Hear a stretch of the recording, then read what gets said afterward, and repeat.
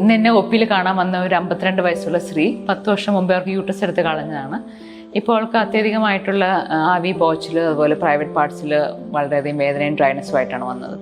അപ്പം ഇങ്ങനെയുള്ളവർക്കുള്ള ഫലപ്രദമായ ചികിത്സ ഇപ്പോൾ അവൈലബിൾ ആണ്. അത് നിങ്ങളെ അറിയിക്കുവാനാണ് ഞാൻ ഈ വീഡിയോ ഇടുന്നത്. ഇതിന് genital urinary syndrome of menopause എന്ന് പറയും. അപ്പോൾ മെനോപോസ് ആകുന്ന ആ വർഷങ്ങളിലും അതിന് മുമ്പത്തെ ഏതാനും വർഷങ്ങളിലും നമുക്ക് അത്യധികമായ ശരീരത്തിൽ ആവി പോച്ചിലുണ്ടാകാം. അതുപോലെ പ്രൈവറ്റ് പാർട്സിൽ ഡ്രൈനസ്സും വേദനയും, ബന്ധപ്പെടുമ്പോൾ വേദനയും, അതുപോലെ തന്നെ മെൻ്റലി ഡൗൺ ആയിട്ടുള്ള ഫീലിങ്ങും ഡിപ്രഷനും ഒക്കെ വരാം. വെയിറ്റ് ഗെയിൻ ഉണ്ടാകാം. അപ്പോൾ ഈ ഒരു സമയത്ത് നമ്മൾ ശ്രദ്ധിക്കേണ്ട കുറച്ച് കാര്യങ്ങളാണ്. ഫസ്റ്റ് ഓഫ് ഓൾ, നമുക്ക് ഇപ്പോൾ ജനറൽ ഡ്രൈനസ് ഉണ്ടെങ്കിൽ അതിന് ലോക്കലായിട്ട് അപ്ലൈ ചെയ്യുന്ന ഈസ്ട്രജൻ ക്രീംസ് ഉണ്ട്.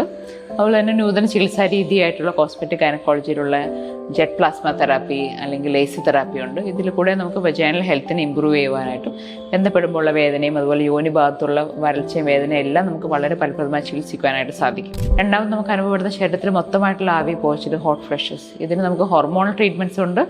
അതുപോലെ തന്നെ ഹോർമോൺ കൂടാതെയുള്ള ട്രീറ്റ്മെൻറ്റും ഉണ്ട്. ഒരു മെനോപോസ് ആയതിന് ഫസ്റ്റ് 10 ഇയേഴ്സിൽ നമുക്ക് സേഫായിട്ട് ഹോർമോൺസ് യൂസ് ചെയ്യാം. പ്രത്യേകിച്ച് നമുക്ക് ബ്രസ്റ്റ് ക്യാൻസർ എന്തെങ്കിലും ഉണ്ടെങ്കിൽ മാത്രമേ ഉള്ളത് യൂസ് ചെയ്യാൻ പാടില്ലാത്തുള്ളൂ. അപ്പം അങ്ങനെ എന്തെങ്കിലും കോൺട്രാ ഇൻഡിക്കേഷൻ ഉണ്ടോ എന്ന് നോക്കുക. ഉണ്ടെങ്കിൽ അവർക്ക് ഉപയോഗിക്കാവുന്ന പ്രത്യേക വേറെ ട്രീറ്റ്മെൻറ്റ്, പ്രത്യേകിച്ച് ടാബ്ലറ്റ്സ് പുതിയതായിട്ട് ഇപ്പോൾ അവൈലബിൾ ആയിട്ടുണ്ട്. അത് നമുക്ക് യൂസ് ചെയ്യാവുന്നതാണ്. മൂന്നാമത് നമ്മൾ പറഞ്ഞ പ്രശ്നമാണ് എക്സസീവ് വെയിറ്റ് ഗെയിൻ. അപ്പം ഈ ഒരു സമയത്ത് നമ്മൾ വെയിറ്റ് അധികം ഗെയിൻ ചെയ്യാതിരിക്കുവാനായിട്ട് എക്സസൈസും ഡയറ്റും വളരെ സ്ട്രിക്റ്റായിട്ട് നോക്കണം. പ്രത്യേകിച്ച് നമുക്ക് മസിൽ ലൂസാവുന്ന സമയമാണിത്. അപ്പം മസിൽ ട്രെയിനിങ് എക്സസൈസും അതുപോലെ എയറോബിക് എക്സസൈസും നമ്മൾ ഈ പ്രായത്തിൽ ചെയ്യണം.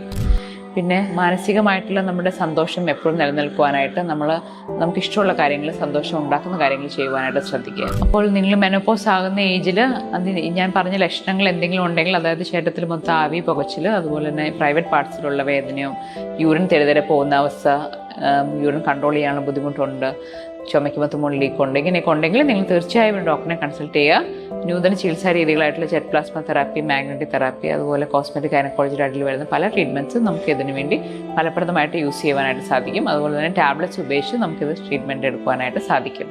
നന്ദി, നമസ്കാരം.